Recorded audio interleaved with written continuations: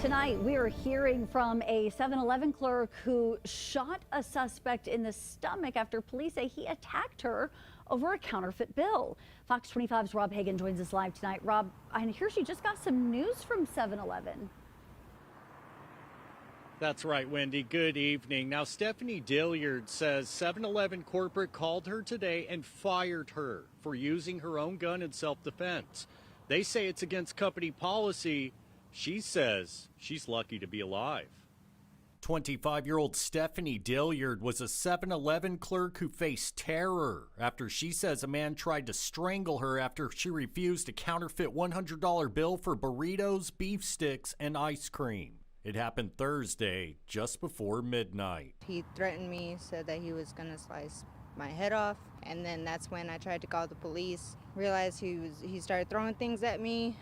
Came behind the counter. I tried to run off, but he grabbed his hands around my neck and pushed me out of the counter space. That's when I pulled out my gun and I shot him. Police say the suspect, 59-year-old Kenneth Thompson, ran to MacArthur Blvd and Northwest 34th Street and called 911. Police say Dilyard is protected under Oklahoma's self-defense law, but she says 7-Eleven Human Resources fired her Monday morning for using her own gun. Said that they were going to separate from employment because of a violation of policy. Dilyard says she was working by herself from 11 p.m. to 7 a.m. for more than 2 years. On Monday, she still had a scratch on her neck and burns on her finger from firing the pistol. This was a situation where I felt like I was put in a corner between choosing between my job and my life.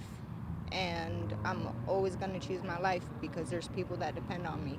I'm going home. You know, that's my goal. I need to be here for my kids. Thompson was arrested at the hospital and charged with assault and battery, threatening acts of violence, trying to pass a fake bill, and a felony warrant for violating parole. Dilyard hopes this incident serves as a wake-up call so no other clerks get hurt or killed, especially women. If I known that, you know, there's a potential where somebody could be for real in taking my life away, that I will do whatever it takes. You know, I hope that, you know, women see that and, you know, they'll do the same thing. You have the right to defend yourself.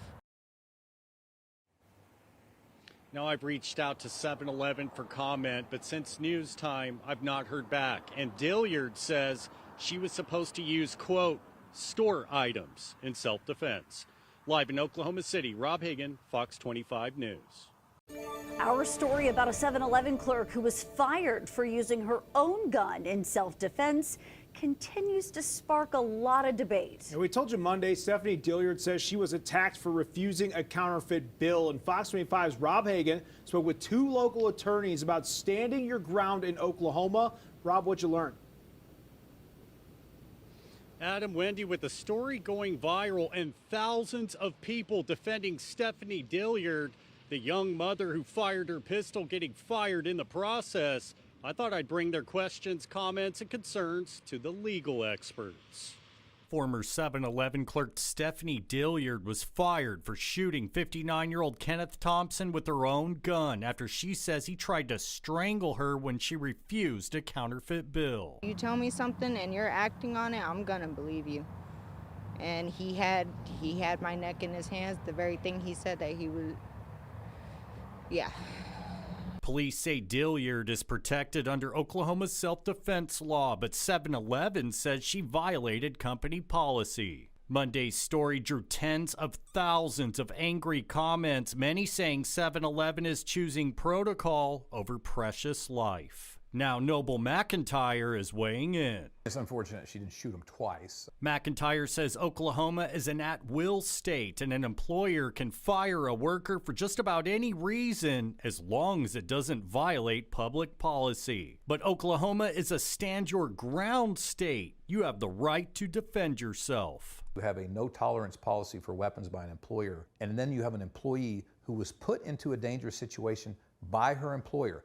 Just like last year, When 7-Eleven had an 18-year-old female employee murdered at work after 2 a.m., I guess 7-Eleven hasn't learned yet. There's right, there's wrong, and then there's stupid. 7-Eleven, as a corporation, they do not want all of their employees packing heat while working all over the country. That presents a tremendous liability risk for them. Ed Blau is a defense attorney who used to be a prosecutor. He says Dilyard will have a difficult time suing for wrongful termination. The way 7-Eleven's policy treats this, it was her decision to work there. Both of these guardians of the Constitution agree the case depends on one factor: if 7-Eleven is providing safety for their employees or not. One interesting angle to this is if an employee of a convenience store, such as 7-Eleven, is injured or even killed while working, and that store did not provide either adequate safety measures or security. This case isn't just about her at one point. It becomes about her and the next victim and the next victim and the next victim. And until somebody stands up and 7-Eleven's held accountable, they'll continue to have this policy.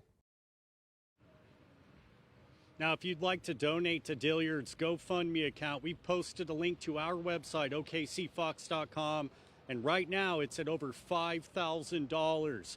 And I've reached out to 7-Eleven corporate multiple times for a comment, but since news time, I've not heard back.